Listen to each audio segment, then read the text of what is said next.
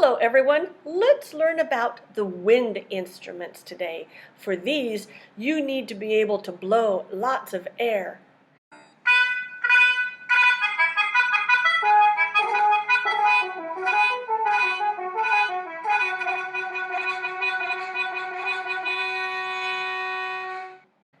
The first wind instrument is the saxophone.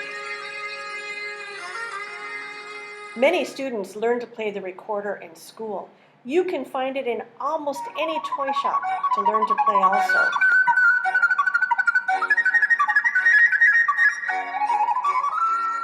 The clarinet takes a special piece of wood called a reed to play, and they can also play high notes and low notes.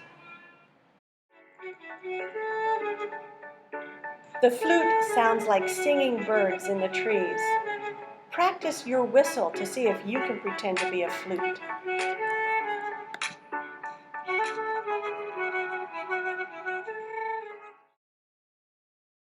What does your whistle sound like? Here's mine. Now, blow up a balloon and use your fingers to squeeze the opening and make your own music.